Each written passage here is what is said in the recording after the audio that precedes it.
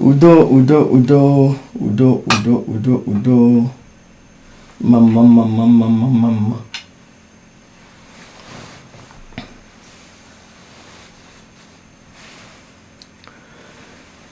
Ndị Igbo ya dịkwara unu na mma. Ndị Igbo Chukwu gozie unu. Ndị Igbo Chukwu, ndị Igbo Chukwu kere ndị Igbo ya gozie unu.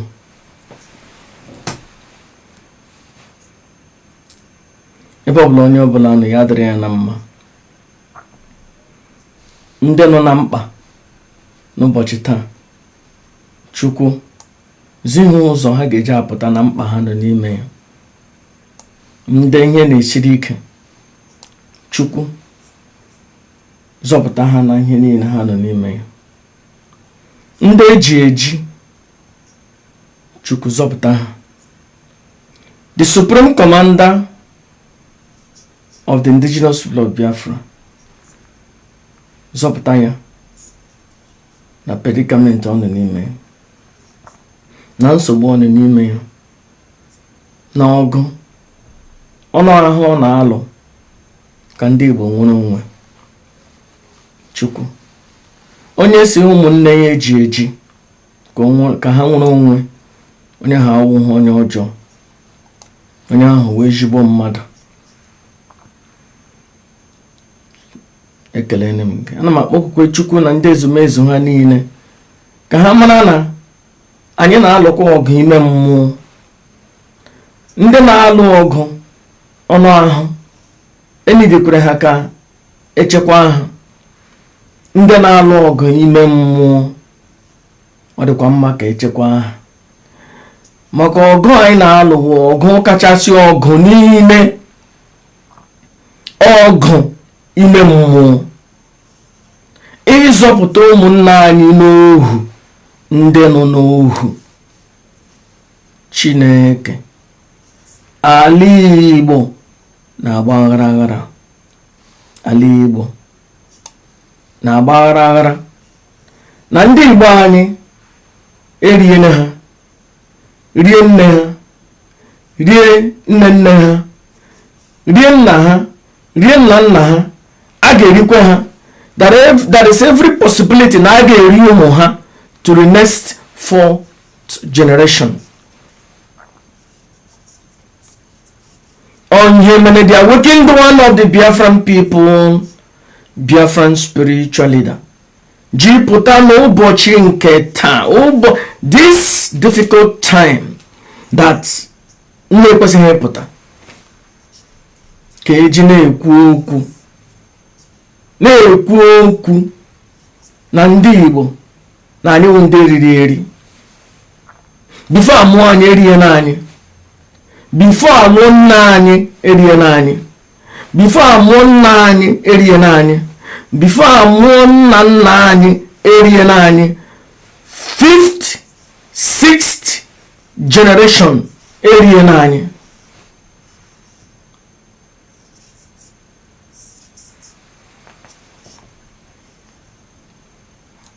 And enwere ike nwekwe possibility na a ga-erikwa ụmụ anyị n'aka.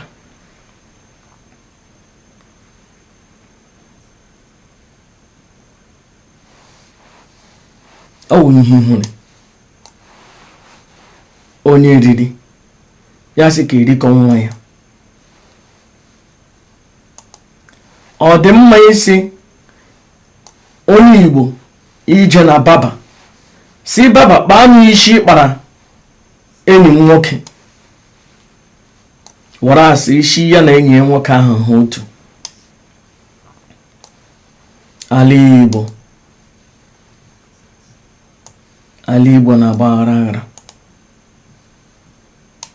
Ọ dị mma na onye Igbo ga-eje na baba sị kpaa m isi kpara enyi m nwoke, kpaa m isi kpara aboki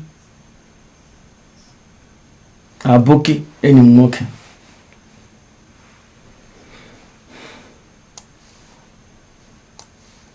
Agaghị m eche ka ndị mmadụ bata, ama continue the teaching.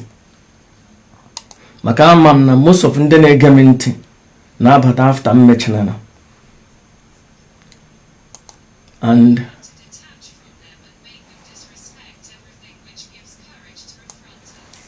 ihe m ji kelee Chineke maka ozi m wụ ihe wụ na mgbe ejiri ya awụ mgbe ndị mmadụ na-anụ ya, mgbe m jiri oji awụ mgbe ohụ ka ndị mmadụ na-anụ ya.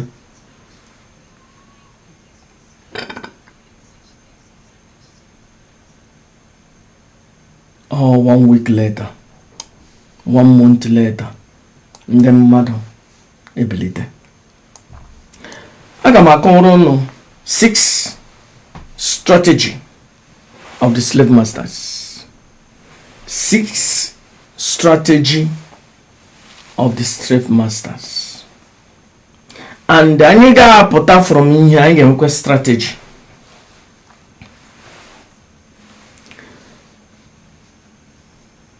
Before me ebido n'abalị niile hie m ụra, agara m gaa sọdịa mee research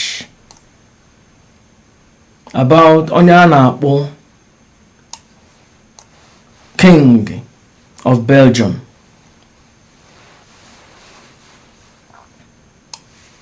King of Belgium. Yeah. Agara m research ihe gbasara ya ne. King Leopold. Agara m research ihe gbasara letter o dere to his colonies. And this letter was an earmark of the organized slave masters strategy. As in no a earmark of the organized slave masters strategy. Njoga Juju, the image of the slave masters. You guys know Britain, America. No, the image of the slave masters with Jesus Christ. That is the image of the slave masters. Yeah, we head anya. Slave masters a pull on out. Slave masters a really bombo. But slave masters don't worry their footprints. And that their footprints are the things that we are walking today. The image of Jesus Christ. Who the image in your slave masters only wobala mobile oblitrenona on your gauge about. And here with the strategy of the slave masters. The strategy of the slave masters is to make sure that we, black people, continue to think about them every day. That we continue to think about them every day. We continue to have them in our mind day and night. That is the strategy of the slave masters. Nyewu ekete nkata ndị nwe anyị kpara ka anyị na-eche ihe gbasara ha ụbọchị bụ ụbọchị ka anyị ghara ichefu ha. Ị ga-asị onwe some idiots ndị Igbo eme ha sị gị hapụ ihe gbasara slave masters na the slave masters alaana anyị alụghị na slavery. No, ndị ọcha alaana n'ala anyị, replace ha with ndị ojii, the agent of the slave masters, which is the pastors and the priest. The priest and the pastors, the reverend fathers and the bishops and the Catholic priest and the Anglican pastors and the Pentecostal pastors, all the pastors are the representative of the slave masters, because they are still continuing the agenda, the strategy of the slave masters. They are still carrying it out to today. They have not changed. If they change, they will return everything that they stole from our people from A to Z, and all of them, even Rome, will be bankrupt. Yeah, a very monetary endeavor which they cannot take that journey.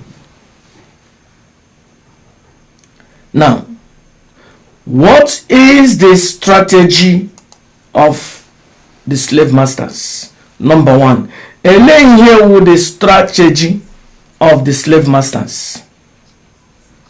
Now, they taught our people, they told their armies, which have clothes as a priest, that make them detach from everything that will make them to fight us. Everything, to give it to, or everything, anything that will give them courage. What is that that gives Ndoji the courage to fight? Onye jogog akwa na-eyi bulletproof. Ndocha na-eje ọgụ akwa na-eyi bulletproof. Bulletproof nyere ha the courage na ha ga-apụta, na ga-egbu ha, na ha ga-alọta ọgụ. Asị ndị ojii nọ n'ala Igbo, nọ n'ala Africa, ele ihe nyere ha ike that they will not be killed, all the gods of the land. The second strategy of the slave master is to make sure that we, as Paul Leopold said, to make reference to their mystic system of their warfare, of their war fetish, warfare protection. That means na ihe ọbụla na-protect ha, na aga egbu ha, aga agba ha egbe. Make sure that they abandon it. Yeah, will later King Leopold Drene to his colonies, all the armies, as you guys say, now the priest. Everyone they pretending to be an army. Everyone 80% in there pretending to be priest, but they are all soldiers. Elaruebula everyone hawani umaka. Habi Africa has rule as a priest. They pretending to be priest. They pretending to be Catholic priest. Also, make sure that they abandon all their mystical warfare fetish things.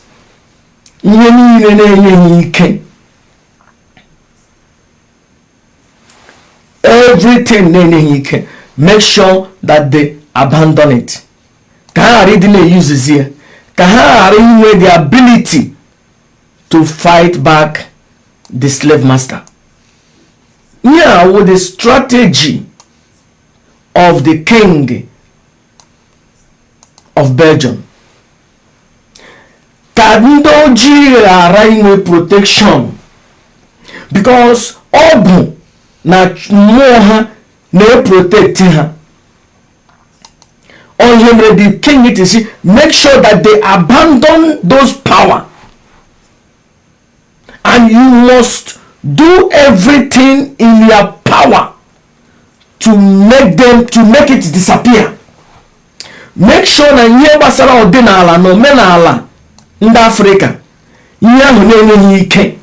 Make sure it disappears.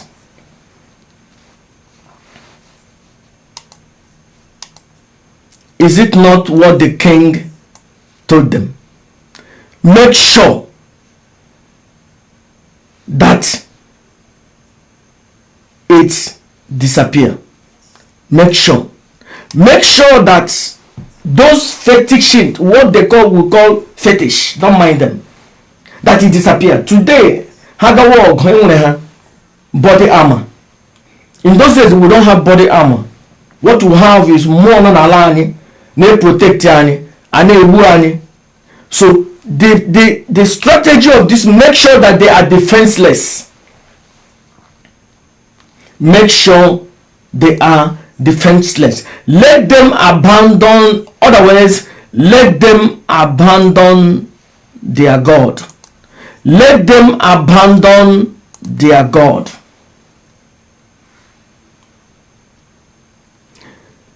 The second strategy of the slave masters is to make us to abandon our gods, to abandon our way of life, to abandon the things that gives us power, to abandon the things that gives us energy, to abandon the things that protects us. When onye gbapuru n'echie eleghị ọzọ fọrọ a ga-egbu ya. Now you know the strategy how they defeated us. Some Christians will say, oh, if your God has power, how come the white men defeated them? Look at their strategy. Teach them, make them to abandon, and you must do everything in your power to make it disappear. So you see why the priests are going destroying more than Alani. Have you seen the reason all these pastors, they go, they destroy the shrine, they cut down the trees, they destroy everything we have in our land? This is a strategy from King Leopold.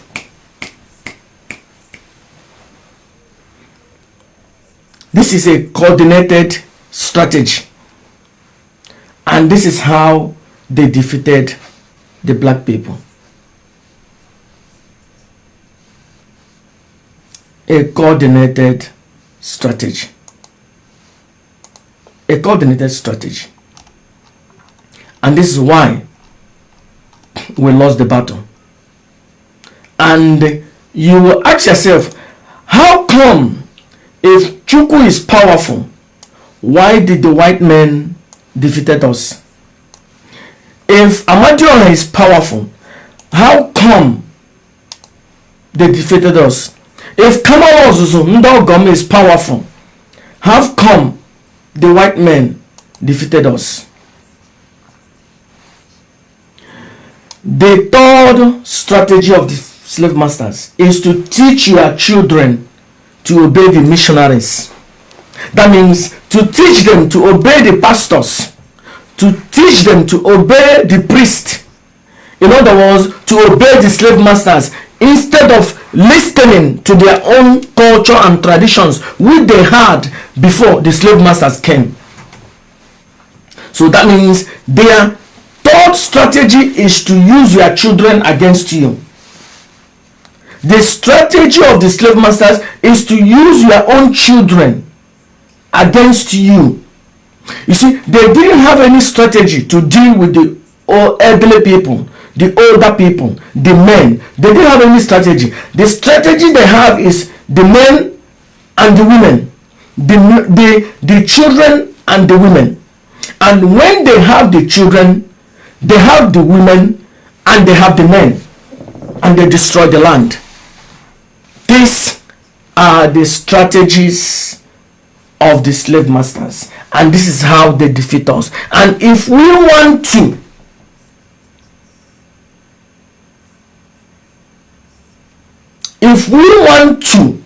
change the dynamics, we have to go back to the drawing table and know how did the slave masters defeat us, and we will begin to reprogram the mind of our youths. That's why I said, where Bible logi jebayoku akujikure no mugi ihe gbasara this efulefu Jesus Christ onye oshi, Jesus Christ nara nwoke, Jesus Christ efulefu.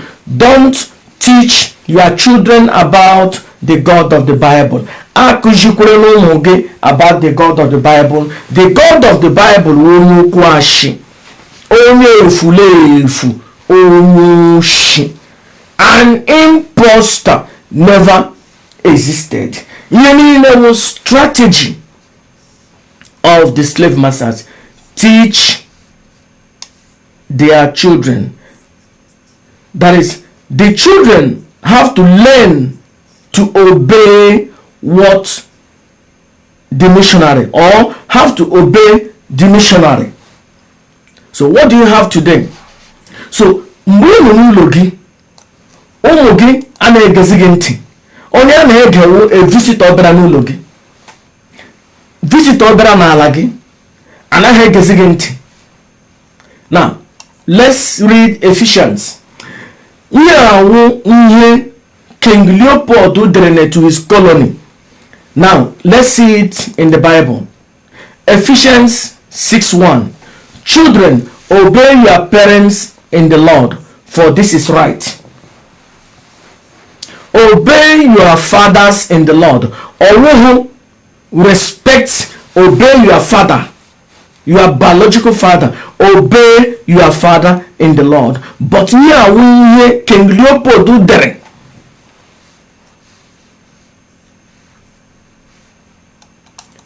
You have to understand King Leopold there. Let me get the exact dates. I don't want to make statement.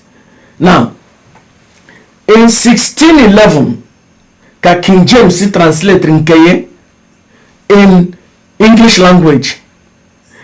King Leopold on us English, known as Dutch.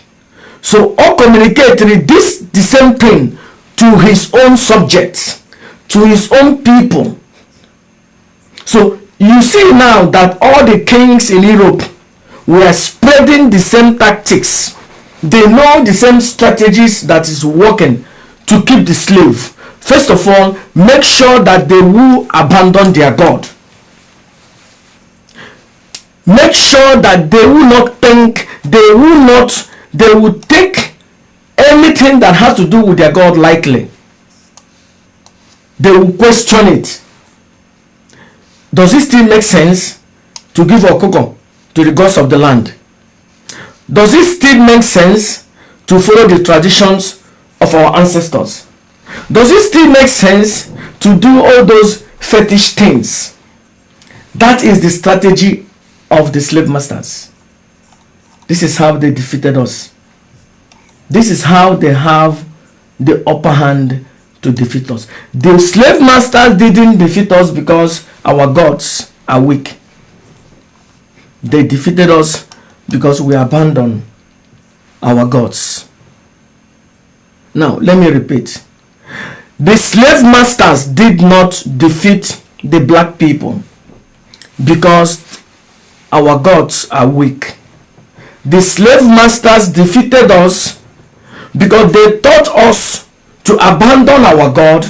They taught us to abandon the protection which we got from our gods. And that's why as we abandon them, as we neglect them, they have the upper hand, and now they defeated us.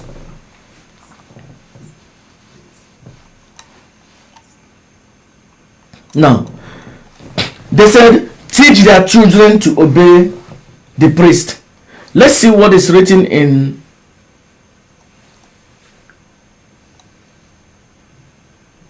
Colossians 3:22. Colossians 3:22. Slaves, obey your earthly masters in everything, and do it not one when their eyes is upon you, or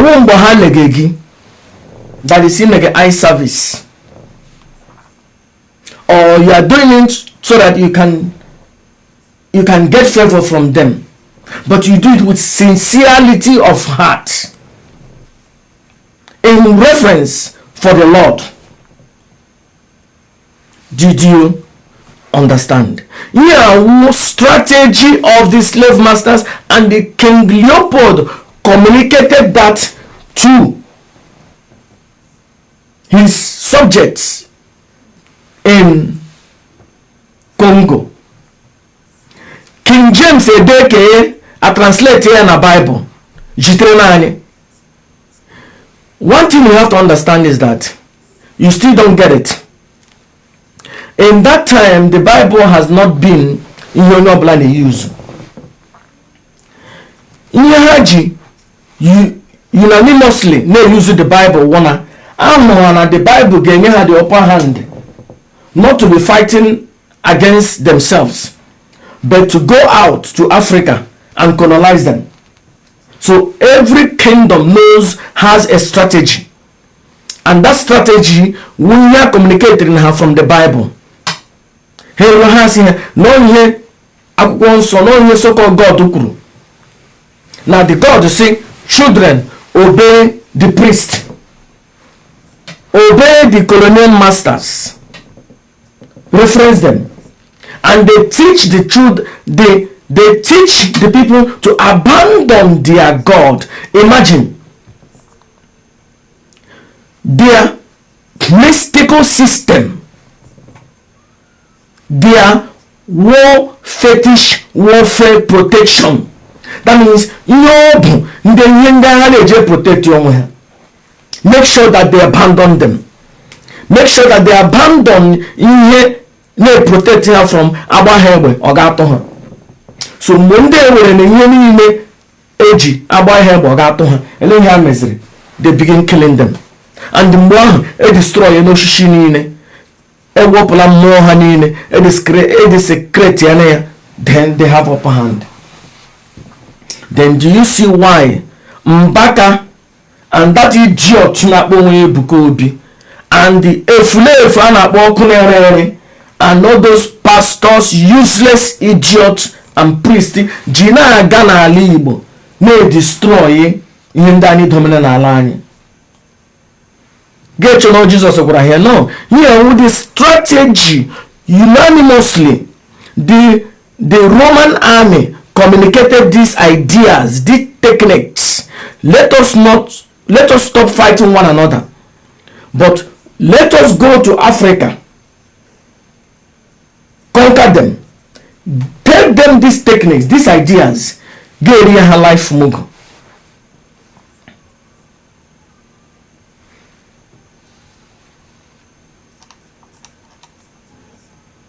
It says 1 Timothy 6:1, all who are under the yoke of slavery should consider their masters worthy of full respect. Somebody been here. You might know a king somewhere in Europe articulated all those things. Strategy. 419 format. Format ato from Alibo to na Beke. Somebody go here, ye chain yage bute open osha baka. Nyage bute ego ezuputaga. O man no format ka ejiri ye onu. Ye wu clear onu. This thing has nothing to do with anything from Middle East. In fact, there is nothing that came from Middle East or strategy of the slave masters. Strategy of the slave masters. And let's see the number 4 plan of the slave masters. What is their 4th plan? The slave masters plan. Also, evangelize the niggers. Evangelize the niggers. That means ndo. You have to understand all niggers you got out here na-ekwu. Owu niggers wo ndo oji bi na America. Ihe na-ekwu niggers wo ha na-ekwu ndo oji. Ya unye King Leopold kwuru. O say evangelize to the niggers. Evangelize the niggers. So that they stay forever. They will submit to the colonial masters forever.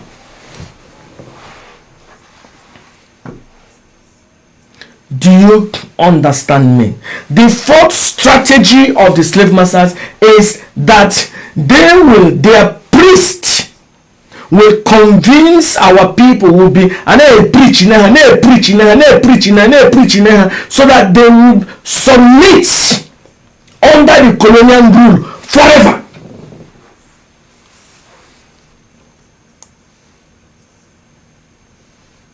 And this is where the church coming.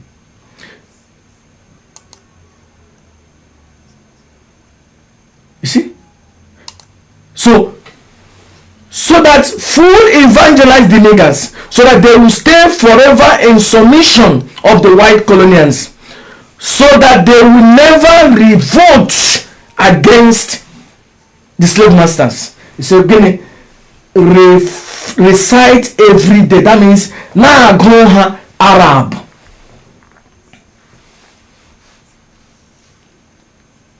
Chiredi ma find a way to upload this thing immediately so that you can read alongside with me. But I don't want to crash my computer. Once again, evangelize to the niggers, so that they will be submissive to the colonial rule. To the colonial rule. So that I can hear vote. And now grow her Arab. Now grow her bullshit.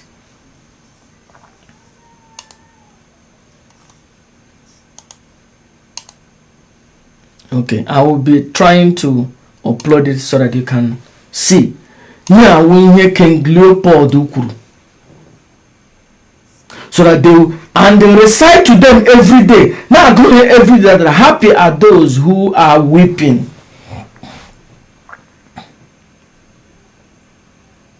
Happy are those who are weeping. Because Anna come here. Now happy are those who are weeping because they are doing it for Jesus Christ.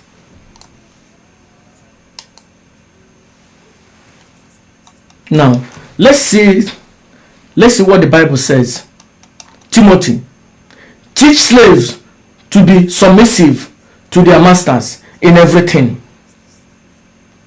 To try to please them, not to talk back to them. 10. And not to steal from them, but to show that they can be fully trusted, so that in every way they will make the teachings about God our Savior relevant. Do you see? Now we read in the Bible, but le King Leopold sendrende. That means now grow Arab every day. Now what these people, so that happy are those who are weeping. Happy are those who are weeping. My. Did you see the strategy of the slave masters?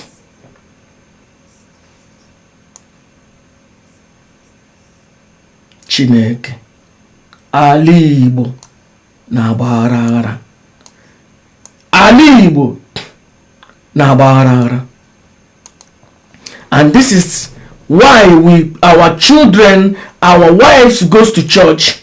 Let me tell you, iwu onye Igbo ya wuru na elobe nwanyị alụkwala any woman na-aga church, because ụbụrụ ha eriwa anaghị isi.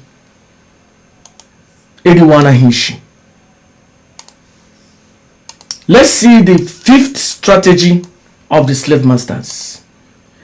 Keep their women in 9 months of submission so that they can work freely for us. That means I want to do ime. Now, even from the day Lord ime, ọ ga na-arụ na ndị ọcha ọrụ. Ọ ga na-arụ na anya ọrụ freely. Akwa nwere a Bible verse that has to do with that. Let's see.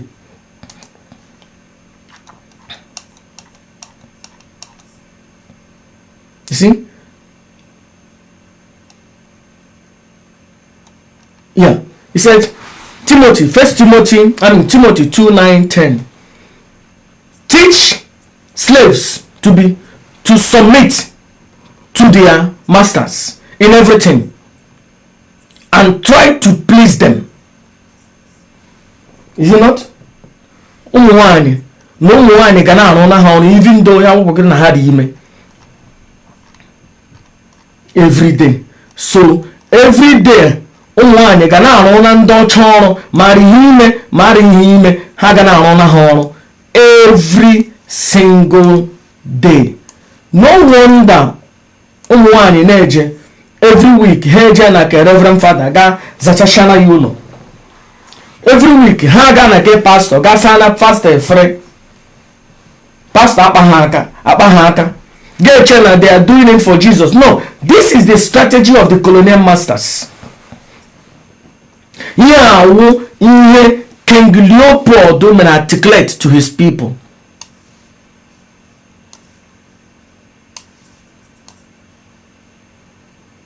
I want to show you this picture. What do you think about this picture? What do you think? No, everlasting, perpetual bondage. Onye ojii eburu onye ọcha. Onye ọcha eburu ala. Ụmụaka anyị awụrụ their servant and their slave. Because a destroy ya na ha mmụọ nọ n'ala ha na-enyeghị ike. They can no longer fight back. They cannot revolt. There are no more protection. Agbazie ha egbe ya atọ ha. Because a destroy ya na mmụọ nọ n'ala ha. Ndị ọcha abatala. Mbụ ihe ndị ọcha nwere wụ naanị egbe. Ndị ojii nwere the gods of the land. You protect ha egbe ha egbe ọ ga-atụ ha. Ndị ọcha agbalaga. But the strategy ime ha ka ha eme abandon their gods and their effective means of warfare. Do you understand? In Ephesians, the weapon of our warfare are not physical, but mighty in God, pulling down strongholds. The weapon of our warfare are not carnal. You see? So, ndị ka anyị na-eme ha eje mee ihe na ahụ ha gbuo mma na ahụ ha ọ gbara ihe na ahụ ha agba ha egbe ọ ga-atụ ha. Ndị a sị the weapon of our warfare are not carnal but mighty in God, pulling down of strongholds. Our people gazie war enwe ihe ha ji ndị ọcha agbagbuo ha. Chineke, we have been taken advantage of. We have been taken advantage of. Now, the sixth rules is to force them whenever you visit them. Force them so that they can pay you. That means as a priest. Force them so that they can pay you. They can give you chicken or a or a big EG or any time. You see the strategy. So that more bonyocha priest Ibranulo Ndoji Halama Achita Akpachinha Ejiri Okoko Jinha Ejiri Ewu Jinha. That means you are paying tribute to your slave masters. How to know that they are doing it for God. But we have a strategy the king send it to his subjects in Africa. Did you see why I said na Christianity waru na arụ ga-ala n'ala Igbo? Christianity waru arụ ga-ala n'ala Igbo anyị. Arụ ga-ala arụ ga-ala n'ala Igbo anyị. Arụ ga-ala n'ala Igbo anyị. Chineke, ala Igbo na-agbaghara. Force them to pay you in sign of recognition, goat, chicken or egg. Every time you visit their village, make sure no nwere ihe ha nyere gị. Make sure no nwere ihe ndị ọcha ga-enye gị. You see why when a pastor, when a reverend father bịara n'ụlọ gị lawa, ejighị ọkụkọ. Ejighị that idiot ọkụkọ. ye weregariye ewuri ka gị na-ama no strategy from King Leopold. Now, I was vindicated all along. I was able to research about the quotes of Pope the 10th. Pope the 10th reigned, and Pope Leo the 10th. He reigned approximately 1513 to 1521. Now, before I translate your Bible, King James translated the Bible into English in 1611. In 1611. Okay? King James translated. So that means all in the Vatican literature hajinaka. Now, let's see the quote of Pope that was presiding over Christianity years ago. Let's see his quote. Let me go. Also, it serves us well, the mates of Christ. It serves us well. The mates of Jesus Christ serves us well. That means ashi anyị tụrụ gbasara Jesus Christ, not the profitable. That is not this job 419 I read in the mad. I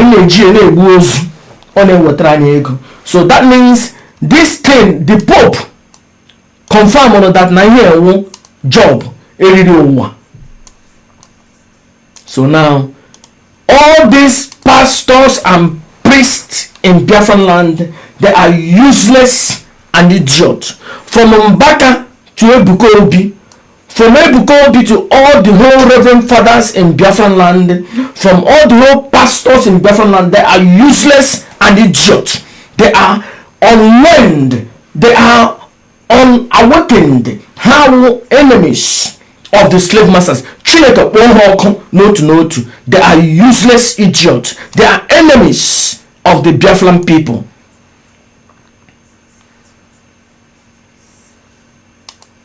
He said, let us enjoy the privileges since it pleased God to give it to us. Let us enjoy the papacy since it has pleased God to give it to us. That means now God had this papacy. In those days, all in the Rome now Pope. Or who were foreigners now Pope. So can you enjoy all by the same man also at the mate of Christ and many Hebrews. Achorom Kega ga study. I will send you this. You see, these people has taken advantage of us. These people has taken advantage of us.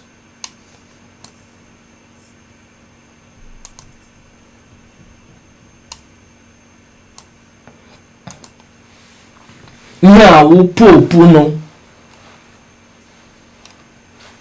the time before the Bible, before the translation of King James, also now the merit of Christ has made us wealthy.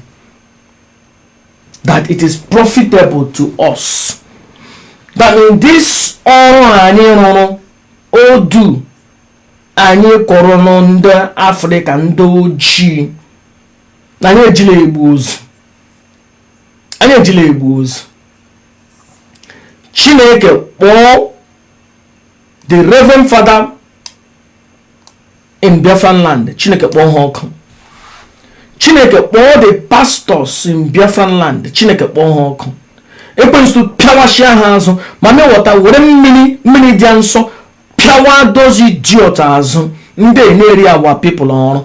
Chineke all the pastors in Biafran land. Chineke kpọọ ha ọkụ. Ndị na-atụrụ na ndị Igbo ashị na collect ego from ndị Igbo na send ya to the slave masters in Canterbury, in Rome. They are the agent, the foot soldiers of the slave masters. Chineke piawasha hazu those useless idiots and Nigeria today. Do you see? Do you see why ala Igbo na-agbaghara? Do you see how your Christianity came to an existing? They created it. They created all these things. Now when they for every spiritual problem, there is a prophet. Chineke ala Igbo na-agbaghara. Ihe ihe ndị ejiri anya ọrụ mgbe ọ bụrụ onye fada bịara n'ụlọ gị lawa ga-eji ya ọkụkọ chi ya ọjị bi ya mme jee weta ihe nwere nye ihe practice of the slave masters years ago. Tetenu n'ụra bilitenu. Now, enwere ihe nnụ mụtara n'ime ihe. Enwere ihe nnụ mụtara nnụma reason ndị ọcha ji merie anyị. Nnụma the reason eji merie anyị. Ele the reason ndị ọcha ji merie ndị ojii. Ịma, or the force of the gods of the land. Ọ maka Chukwu hapụrụ anyị. Ọ maka the very mmụọ nọ n'ala Afrịka niile hapụrụ ha. No, all strategy. He said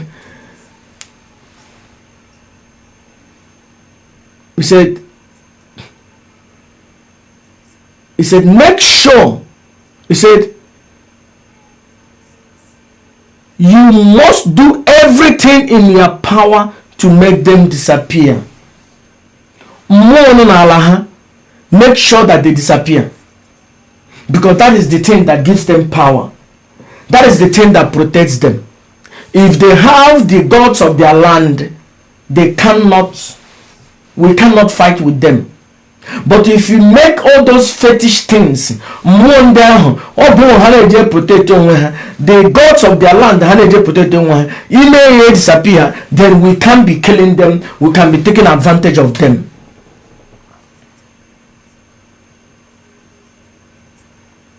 And when nwaanyị ala Igbo na-anụ today,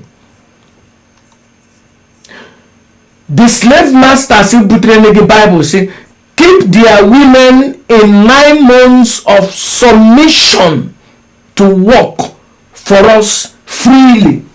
Nwaanyị ndị ojii ka ha na-arụ ọrụ, even though ha ri ime, ha na-arụ ọrụ freely for us. Now we know Jesus Christ gidere negi.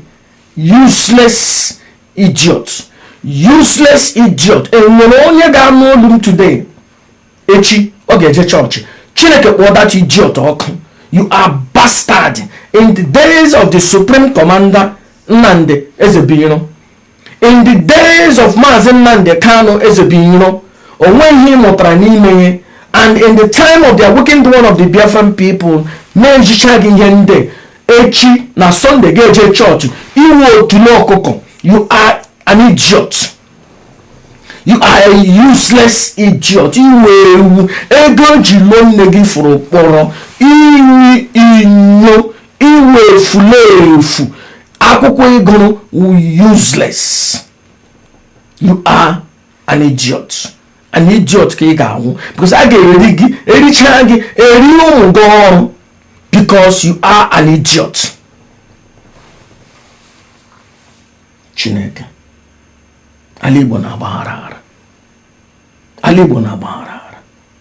Ndị Igbo anyị bilitenu ga-achụ ọnụ dịsi okporo arụ ndị ọcha butere n'anya.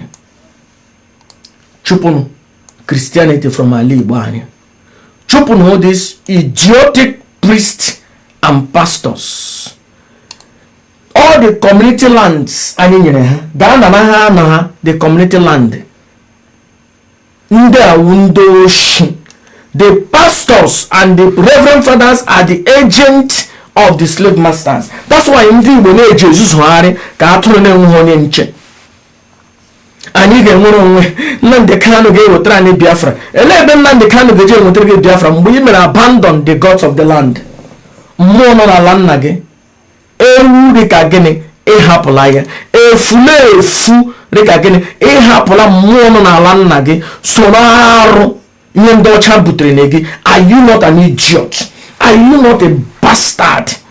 Are you not otule ọkụkọ? Are you not a fulefu? Useless idiot ka ewu. Iwu an idiot ịgba m na-ewe reverend father. Iwu an idiot ịgba m na-ewe priest. Ịgba m iwu an idiot mbaka. Ebuka Obi, you are a bastard. You are an idiot for lying to our people in this critical time. Even in the time Nnamdi Kanu nọ n'aka ndị iro. Even the time Supreme Commander Nnamdi Ezebiro nọ n'aka ndị iro. And even in this particular time of the awakened one of the Biafran people, Biafran spiritual leader. Onwe idiot ka Ebuka Obi and the Mbaka and those useless pastors and priests in Biafran land. Onwe mmụtara Chineke kpọọ n'ọkụ. Useless idiot. Chineke kpọọ n'ọkụ because na-ewere ndị Igbo anyị ji na-eme akaja. Ji na-eme akaja. Lekwe ihe n'ọcha gị kwuru. Ihe ndị ọcha ji rie anyị ọhụrụ. Ọ dịs onye ọcha anụ nga ka eji rie gị ọrụ. Onye eji rie our people ọrụ. Oh Jesus wụ the symbol eji rie ndị Igbo ọrụ. Onye eji rie our people ọrụ. Jesus ga-ala n'ala Igbo. Ana m asị na mkpụrụ arụ ndị ọcha butere na anyị ga-ala n'ala Igbo. Jesus Christ ga-ala n'ala Igbo anyị. The God of the Bible, that idiot, that efulefu ndị ọcha butere na anyị, Chineke kpọọ that idiot ọkụ. Chineke kpọọ that idiot ebutere na anyị n'ala Igbo. Chineke kpọọ the God of the Bible ọkụ. Chineke kpọọ para iberibe ya ọkụ. Chineke kpọọ akwụna nne ya Mary ọkụ. Mmadụ atọ the efulefu, they never existed. Oh Master Prophet, ọkụ kpọrọ ha mmadụ atọ, they never existed. Atụrụ dịka gịnị, ewu dịka gịnị. Ị gara school, ị gara university, ị gara secondary school, you can read English, even Ghana agụbekwa English, ị na-anụ Igbo. In the time of the awakened one, sogara gị n'asụsụ gị Igbo, ịgwa gị na iwu idiot na ndị ọcha eriela gị ọrụ. Useless efulefu like you gasị na ibi America, Chineke kpụ idiot dịka gị ọkụ. Ịgba m na ibi America, na ibi England, iwu efulefu. Ndị Igbo na-asị nwata okwu nganga koke ishawo ihe ama, but anyị enwere useless idiots ndị bi ala bekee, ndị okenye na-agbajiri chọk n'ala Igbo kazi ha mma. Useless ndị ochie riere ha ọrụ. Bliten chụpụnụ gaa na nọ Catholic Church ala niile ha nara na anyị gaa na ya back, and any useless traditional ruler, some of those idiots ga-ewere ala anyị na Catholic Church, Chineke ga-akpọ that idiot ọkụ. Mmụọ nọ n'ala nna ya ga-akụwu that traditional ruler, kụwa onye Chineke akpọ ya ọkụ. Because anyị amatala na ndị iro anyị, na ihe ndị a ji ri anyị ọrụ. Because their God of the Bible never existed. Jesus Christ never existed. Akụnapụ na nne ya never existed. Ihe niile wụ ihe ndị ọcha nọ na Rome dere. Share na their allies. Si ha, anyị aga na-egbuzi onwe anyị, but ka anyị jeme ebe ala ndị ojii. Enwere ha gold, enwere ha silver, enwere ha diamond. Onye mere ndị ọcha ji kee ala Africa niile. King of Belgium si na Congo wu property ya. Imana those days diamond no na Congo egumebe egum even to time I can ebute diamond na Congo. Belgium nwe Congo. Is it not time we have to ask for restitution? One time I got all these idiotic reverend fathers, idiotic pastors on na Igbo ka ha jee na Rome na Vatican ka ha jee na Canterbury say weta ha na ihe ndị n'uzuru ndị n'ala anyị agụghị ekpe nnụnụ ndị oshi.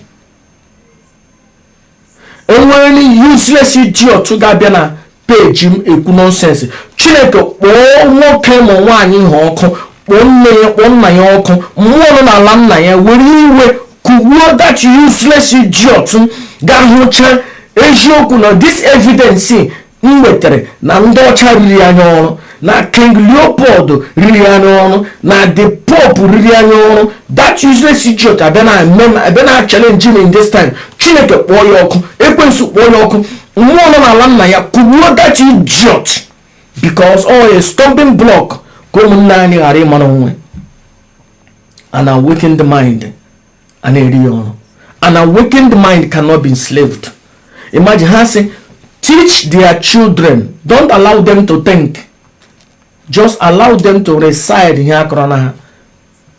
Matthew 15 meaning Matthew 24 meaning you understand why every day in a quote to Bible useless idiot again bastard or to work atu okay would again because e were atu egbu eri e were atu ere je gan zota nyozo but e wuri ka again gi nwo eri nwa go because you are useless idiot.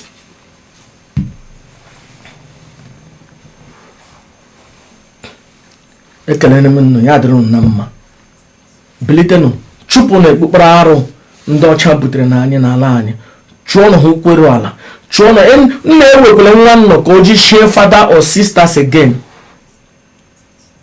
Don't send your children to be a reverend father or a sister. Hapụ ha ka ha jee lụọ nwaanyị, hapụ ụmụnnu ndị nwaanyị ka ha gaa lụrụ di mụọ nwa, hapụ na ụmụnnu ndị nwoke ka ha gaa lụọ nwaanyị mụta nwa.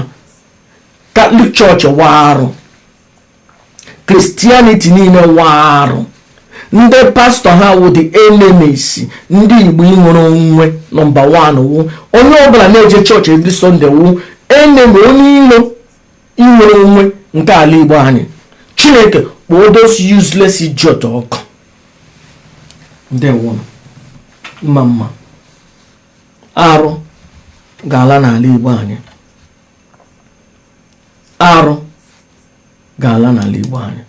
Chineke ala Igbo. For every spiritual problem, there is a prophet meant for it. Until that prophet is located, you will never find solution.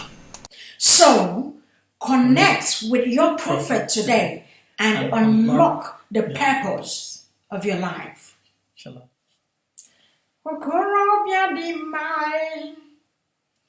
Master prophet, the awakened one, ihe kwuru na-eme okorobịa dị mma, onye amụma Yahuwah the great ya, ihe kwuru na-eme okorobịa dị mma, Biafra spiritual leader, the awakened one, ihe kwuru na-eme okorobịa dị mma, onye amụma Yahuwah the great ya, ihe kwuru na-eme okorobịa dị mma.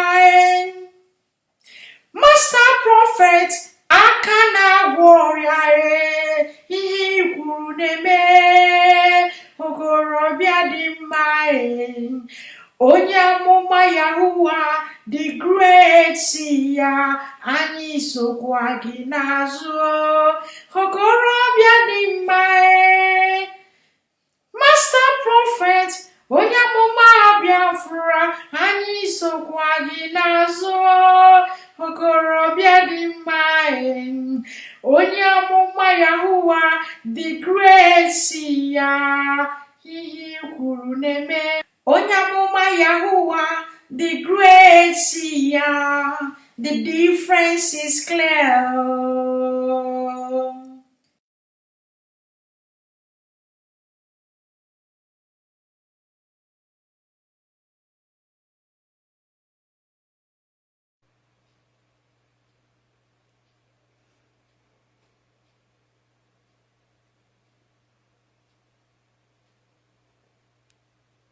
Abụ m onye n'ụwa, onye ka mbụ n'ụwa.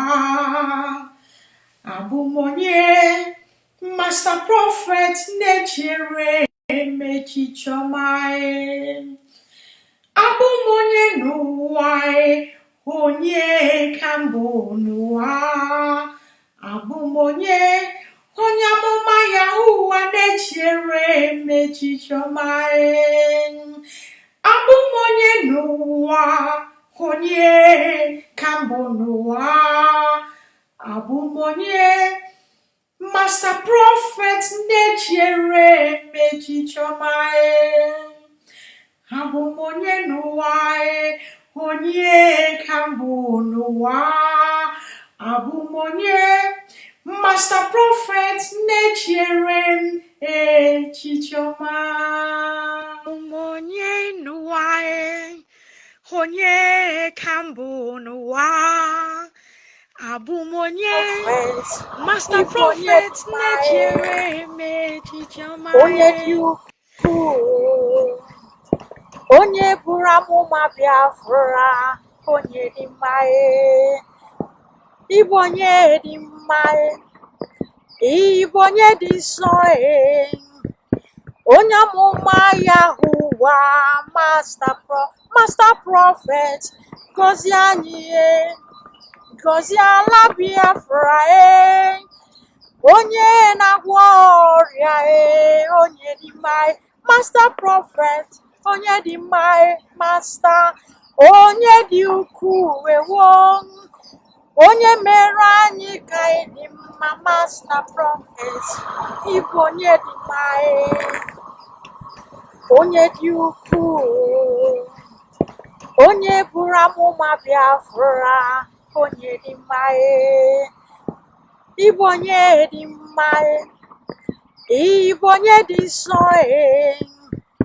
onye amụma Yahuwa, master prophet, gọzie anyị, gọzie ala Biafra, onye na-agwọ ọrịa, onye dị mma, master prophet, onye dị mma, master, onye dị ukwuu, ewo, onye mere anyị ka anyị dị mma, master prophet, ịbụ onye dị mma, onye dị ukwuu,